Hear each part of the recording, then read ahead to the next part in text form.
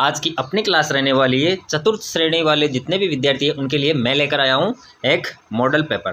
Friends, इस model paper पर अपन जिस प्रकार से आपके चतुर्थ श्रेणी भर्ती में हर सब्जेक्ट वाइज क्वेश्चंस पूछे जाएंगे, उसी प्रकार इस क्लास पर अपने मॉडल पेपर पर क्वेश्चन रहने वाले हैं जीके के, आपके साइंस के, पॉलिटिकल साइंस के, करंट्स के, हिंदी के, सभी तरह के, यानी कि जिस प्रकार आपका पेपर होगा उसी प्रकार से इस क्लास पर अपन क्वेश्चन देखने वाले हैं। ओके, तो जुड़ जाइए वीडियो से और बने रहिए चैनल के, सब्सक्राइब कर लीजिए ताकि आने वाली क्लासें आपको मिल सके। ओके फ्रेंड्स, चलो बढ़ते हैं अपने क्वेश्चन की ओर। अपनी क्लास का पहला क्वेश्चन है कि कर्नल जेम्स टोड ने किस युद्ध को मेवाड़ का मैराथन कहा था? तो हल्दीघाटी का युद्ध, कुंभलगढ़ का युद्ध, दिवेर का युद्ध या फिर गोगुंदा का युद्ध? तो अपना राइट आंसर हो जाएगा सी, दिवेर का युद्ध। कि जो कर्नल जेम्स टोड था उसने मेवाड़ का मैराथन कौन से युद्ध के लिए कहा गया था? तो वह युद्ध था दिवेर का। कि जो दिवेर का युद्ध है उसे मेवाड़ का मैराथन कहा गया है कर्नल जेम्स टोड के द्वारा। फ्रेंड्स, इंपॉर्टेंट क्वेश्चन है, सारे तो अच्छे से पढ़ो और कमेंट्स बॉक्स में आंसर करो। अगला क्वेश्चन है कि सम्राट अकबर ने किस संत को फतेहपुर सीकरी में आमंत्रित किया था? तो सम्राट अकबर ने किस संत को फतेहपुर सीकरी में आमंत्रित किया था? हरिदास जी को, दादू दयाल जी को, रज्जब जी को या फिर नामदेव जी को? तो किसको किया था? फ्रेंड्स, वह किया था दादू दयाल जी को। कि जो अकबर था उसने फतेहपुर सीकरी पर दादू दयाल जी को आमंत्रित किया था, यानी कि बुलाया था।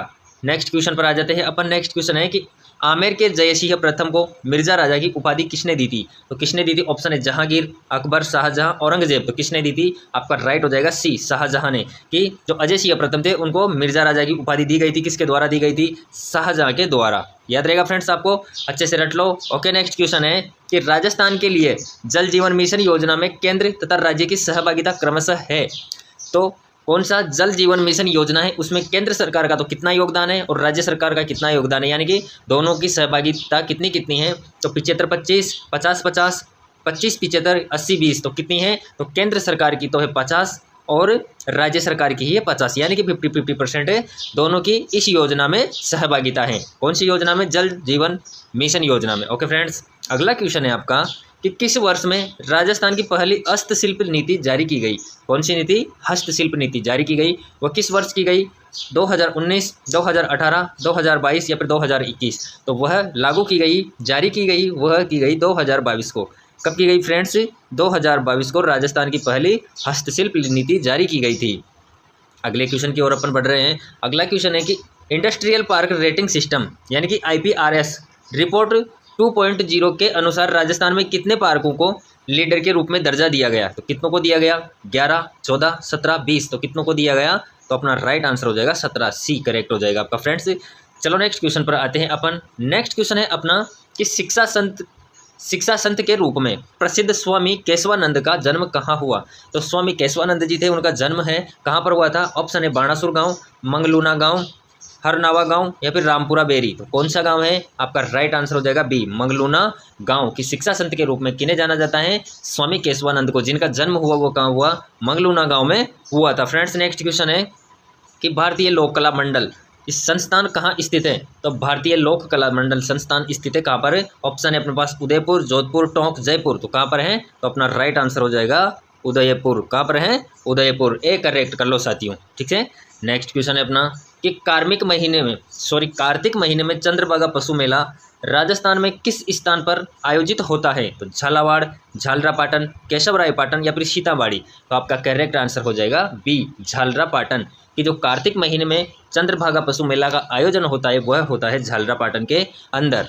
ओके फ्रेंड्स, नेक्स्ट क्वेश्चन है कि बरखान स्थलाकृतियाँ निम्न में से किस भौतिक प्रदेश से संबंधित है? तो तटीय प्रदेश, मरुस्थलीय प्रदेश, पर्वतीय प्रदेश या फिर पठारी प्रदेश? तो आपका राइट आंसर हो जाएगा बी, मरुस्थलीय प्रदेश। की जो बरखान स्थलाकृतियाँ हैं वह मरुस्थलीय प्रदेश से संबंधित है। नेक्स्ट क्वेश्चन है किस रियासत में रघुवर दयाल गोपाल ने 1942 में प्रजामंडल की स्थापना की? तो कौन से प्रजामंडल की स्थापना की? भरतपुर, जयपुर, अलवर, बीकानेर? तो आपका राइट आंसर हो जाएगा साथियों डी, बीकानेर, ठीक है। अगले क्वेश्चन पर आ जाते हैं कि निम्न में से कौन सा ग्राम पंचायत की आय का स्रोत है? तो आयकर, बिक्री कर, संपत्ति कर या फिर भूमि कर? तो डी आपका करेक्ट हो जाएगा, भूमि कर, ठीक है। अगला क्वेश्चन देखते हैं कि भारत में दलीय पद्धति की एक विशेषता है। तो भारत में दलीय पद्धति है, उसकी एक विशेषता है, वह कौन सी है?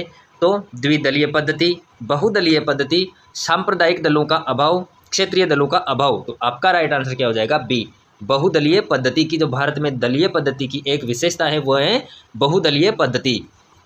फ्रेंड्स नेक्स्ट क्वेश्चन पर बढ़ते हैं अपन कि दलहनी लोकतंत्र के पक्ष में कौन सा है। तो दलहनी नहीं है, दलविहीन है कि दलविहीन लोकतंत्र के पक्ष में कौन था। तो जयप्रकाश नारायण, भूपेंद्र नाथ दत्त, MN राय, जवाहरलाल नेहरू। तो कौन था? आपका राइट आंसर हो जाएगा ए, जयप्रकाश नारायण। कि दलविहीन लोकतंत्र के पक्ष में था वह था जयप्रकाश नारायण। अगला क्वेश्चन है कि मंडल आयोग का संबंध था। तो मंडल आयोग का संबंध किससे था? अनुसूचित जातियों से, अनुसूचित जनजातियों से, पिछड़ी जातियों से, या फिर उपरोक्त सभी। तो आपका राइट आंसर हो जाएगा डी, उपरोक्त सभी। ठीक है फ्रेंड्स, अगला क्वेश्चन देखते हैं। साथियों अगला क्वेश्चन आपका साइंस से संबंधित है, क्योंकि चतुर्थ श्रेणी वाला जो पेपर होगा इसमें आपके 5 प्रश्न साइंस से पूछे जाएंगे। इस वजह से इस क्लास पर अपन को क्वेश्चन साइंस के भी देखने को मिलेंगे, यानी कि सब्जेक्ट वाइज सभी क्वेश्चन इस क्लास पर रहने वाले हैं। ओके, तो अपना क्वेश्चन है कि शैवाल विज्ञान यानी कि एल्गोलॉजी किसका अध्ययन है। तो कवक, शैवाल, जीवाणु, लाइकेन। तो किसका है? तो शैवाल का। कि एल्गोलॉजी अध्ययन है वो है शैवालों का अध्ययन है। अगला क्वेश्चन है निम्नलिखित में से कौन सा स्वपोषित है। तो तितली, शैवाल, मशरूम, टिड्डा। तो स्वपोषित कौन सा है? तो शैवाल स्वपोषित होता है। अगला क्वेश्चन देखते हैं फ्रेंड्स, निम्नलिखित में से किसे सामान्यतः पौंड सिल्क कहा जाता है। तो पौंड सिल्क है वो किसे कहा जाता है? राइजोपस को, ईस्ट यानी कि खमीर को, यूलोथ्रिक्स को, या फिर स्पाइरोगायरा को। तो किसको कहा जाता है? तो पौंड सिल्क कहा जाता है स्पाइरोगायरा को। डी करेक्ट राइट आंसर आपका यहाँ से हो जाएगा। साथियों नेक्स्ट क्वेश्चन है अपना कंप्यूटर से संबंधित है। कंप्यूटर के भी आपको 5 प्रश्न पूछे जाने हैं। तो अपना क्वेश्चन है कि एक सुबाह्य निजी कंप्यूटर जो आपकी गोद में रखने लायक छोटा सा होता है क्या कहलाता है। तो पोर्टेबल निजी कंप्यूटर जो होता है साथियों उसे अपन कहीं भी ला सकते हैं, ले जा सकते हैं। जैसे कंप्यूटर यानी कि टैबलेट हो गया, आपका लैपटॉप हो गया, इस प्रकार की जो डिवाइस होती है पोर्टेबल डिवाइस होती है। पोर्टेबल निजी कंप्यूटर जो होता है उस छोटा सा कंप्यूटर को क्या कहते हैं? तो notebook computer, PDA, main frame computer, या फिर वर्क स्टेशन। तो क्या कहते हैं उसे? तो उसे कहते हैं नोटबुक। क्या कहते हैं फ्रेंड्स? नोटबुक। ए आपका राइट आंसर हो जाएगा। अगला क्वेश्चन है कि वाणिज्यिक प्रयोग के लिए उपलब्ध कराया गया पहला कंप्यूटर था। तो वाणिज्यिक उपयोग के लिए प्रयोग में कराया गया पहला कंप्यूटर था वह कौन सा था? तो मानियक, एनियक, यूनिवेक, या फिर एडसेक। तो कौन सा था? तो वह था यूनिवेक। कौन सा था? यूनिवेक। ओके फ्रेंड्स, अगला क्वेश्चन है आपका कि कंप्यूटर कई प्रकार से डाटा मैनिपुलेट करते हैं और इस मैनिपुलेशन को कहते हैं। कि जो कंप्यूटर होते हैं वो कई प्रकार के डाटा होते हैं, अलग अलग प्रकार के, उन्हें मैनिपुलेट करते हैं। उस मैनिपुलेशन को क्या कहा जाता है? तो अपग्रेडिंग, प्रोसेसिंग, बैचिंग, या फिर यूटिलाइजिंग। तो क्या कहा जाता है? उसे कहा जाता है फ्रेंड्स प्रोसेसिंग। क्या कहा जाता है? प्रोसेसिंग कहा जाता है। अगले क्वेश्चन पर आ जाते हैं अपन। अगला क्वेश्चन है कि भरतहरि का मेला राजस्थान के किस जिले में भरता है। तो भरतहरि का जो मेला है वो किस जिले में भरता है फ्रेंड्स? सीकर, अलवर, बूंदी, उदयपुर। तो कहाँ पर भरता है भरतहरि का मेला? तो भरतहरि का मेला भरता है वो भरता है अलवर में। कहाँ पर भरता है? अलवर में। ठीक है, अगले क्वेश्चन पर आ जाते हैं कि खारवाल जनजाति कौन सी झील से नमक उत्पादन करती है। तो खारवाल जनजाति है वो कौन सी झील से नमक उत्पादन करती है? लूणकरणसर, पंचभद्रा, डीडवाना, या फिर डेगाना। तो किससे करती है? अपना राइट आंसर हो जाएगा फ्रेंड्स बी, पंचभद्रा। की जो खारवाल जनजाति है वह पंचभद्रा झील से नमक का उत्पादन किया करती है। अगला क्वेश्चन है कि डूंगरपुर प्रजामंडल की स्थापना किसके प्रयासों से हुई थी। कि जो डूंगरपुर प्रजामंडल था फ्रेंड्स उसकी जो स्थापना थी वो किसके प्रयासों से हुई थी? किसके प्रयासों से हुई थी बताओ फटाफट से कमेंट्स बॉक्स में आंसर करो फ्रेंड्स। कि चुन्नीलाल प्रभाकर, कृष्णदत्त पालीवाल, भोगीलाल पंड्या, या फिर गोकुलभाई भट्ट। तो किसके प्रयासों से हुई थी? तो आपका राइट आंसर हो जाएगा सी, भोगीलाल पंड्या के प्रयासों से डूंगरपुर प्रजामंडल की स्थापना हुई थी। अगले क्वेश्चन पर बढ़ते हैं अपन। अगला क्वेश्चन है कि भारत में शक्तियों का प्रमुख उभरता केंद्र है। तो भारत में शक्तियों का प्रमुख उभरता केंद्र कौन सा है? लोकसभा, राज्यसभा, प्रधानमंत्री, या फिर मंत्रिपरिषद। आपका राइट आंसर क्या होना चाहिए यहाँ से? सी, प्रधानमंत्री। साथियों पॉलिटिकल साइंस के भी आपके 5 प्रश्न 120 प्रश्न में से आपके 5 प्रश्न रहने वाले हैं पॉलिटिकल से। तो पॉलिटिकल्स के क्वेश्चंस भी आपको इस क्लास में हैं, तो अच्छे से जुड़ जाइए। और जितने भी विद्यार्थी चैनल से नए जुड़े हैं चैनल को सब्सक्राइब कर लो, आने वाली क्लासों का फायदा आपको मिल सके फ्रेंड्स। ओके, नेक्स्ट क्वेश्चन पर आते हैं अपन कि किसी राजनीतिक दल को राष्ट्रपति दल अथवा प्रादेशिक दल के रूप में मान्यता कौन देता है। तो कौन देता है? राष्ट्रपति, विधि मंत्री, निर्वाचन आयोग या फिर इनमें से कोई नहीं, तो कौन देता है? सी आपका करेक्ट हो जाएगा, निर्वाचन आयोग। कि जो किसी राजनीतिक, कोई भी राजनीतिक दल होता है उसको राष्ट्रीय दल अथवा प्रादेशिक दल के रूप में मान्यता दी जाती है, वो किसके द्वारा दी जाती है? निर्वाचन आयोग के द्वारा दी जाती है। सब इसके अंडर में होता है कार्य। अगला क्वेश्चन है कि तेलुगु देशम पट्टी का चुनाव चिन्ह क्या है? तो तेलुगु देशम पट्टी चुनाव चिन्ह क्या है? तो इस पार्टी का चुनाव चिन्ह क्या है? देखते हैं। हाथी, साइकिल, शेर, दो पत्तियां। तो क्या है? दो पत्तियां। आपका राइट आंसर डी यहाँ पर हो जाएगा। फ्रेंड्स अगला क्वेश्चन है कि वन विभाग राजस्थान द्वारा जारी प्रशासनिक प्रतिवेदन 21-22 के अनुसार राज्य में श्रेणी का प्रतिशत वन क्षेत्र सर्वाधिक है। तो किस में है? आरक्षित श्रेणी का, रक्षित, अवर्गीकृत या फिर अतिसघन। तो किस प्रकार का है? तो आपका राइट आंसर हो जाएगा बी, रक्षित। ठीक है फ्रेंड्स, अगले क्वेश्चन पर आ जाते हैं। अगला क्वेश्चन है कि सपेरों का कौन सा लोक वाद्य प्रसिद्ध है? तो सपेरों का कौन सा लोक वाद्य यंत्र प्रसिद्ध है? तो पुंगी, सहनाई, बांसुरी या फिर मंजीरा। तो कौन सा है? तो वो है पुंगी। ए करेक्ट हो जाएगा आपका। फ्रेंड्स नेक्स्ट क्वेश्चन पर आ जाते हैं कि बालदा सिरोही के लिए प्रमुख भंडारण क्षेत्र है। तो बालदा सिरोही के लिए प्रमुख भंडारण क्षेत्र कौन सा है? लोहा, चांदी, टंगस्टन, तांबा। तो कौन सा है? तो वो है टंगस्टन। कि बालदा सिरोही के लिए प्रमुख भंडारण क्षेत्र है वो है टंगस्टन का। अगले क्वेश्चन पर आ जाते हैं। फ्रेंड्स क्वेश्चन सारे इंपॉर्टेंट है एग्जाम की दृष्टि से, तो रट लो, क्वेश्चंस को अच्छे से दिमाग में बिठा लो। और बीच बीच में आपको इस प्रकार के मॉडल पेपर आपको मिलते रहेंगे और क्लासें भी आपको मिलती रहेगी टॉपिक वाइज। तो जितने भी विद्यार्थी चैनल से नए हैं वो चैनल को सब्सक्राइब कर लो। ओके, नेक्स्ट क्वेश्चन पर आ जाते हैं। फ्रेंड्स नेक्स्ट क्वेश्चन है कि राजस्थान सरकार द्वारा श्री अन्न यानी कि बाजरा को बढ़ावा देने के लिए किस योजना के तहत इसे मिड डे मील माहबाड़ी केंद्रों में शामिल किया जाएगा? तो पोषण योजना, मुख्यमंत्री मिलेट्स योजना, श्री अन्न योजना या फिर अनाज पोषण मिशन। तो अपना राइट आंसर हो जाएगा श्री अनाज योजना। ठीक है, अगला क्वेश्चन है कि किसान क्रेडिट कार्ड यानी कि केसीसी की सीमा 3 लाख से बढ़ाकर अधिकतम कितने रुपए कर दी गई है? तो अपना राइट आंसर हो जाएगा 5 लाख। ठीक है फ्रेंड्स, अगले क्वेश्चन पर आते हैं अपन। अगला क्वेश्चन है अपना वह है कि निम्नलिखित में से कौन सा सही नहीं है? तो सुंदा माता मंदिर रोपवे जालोर, मनसा पूर्णकर्णी माता मंदिर रोपवे उदयपुर, बालाजी रोपवे सामोद जयपुर, सावित्री माता मंदिर रोपवे सिरोही। तो कौन सा सही नहीं है? तो डी आपका राइट हो जाएगा कि यह सही नहीं है। फ्रेंड्स अगला क्वेश्चन है कि मरु राष्ट्रीय उद्यान किस जिले में अवस्थित है? तो मरु राष्ट्रीय उद्यान किस जिले में स्थित है?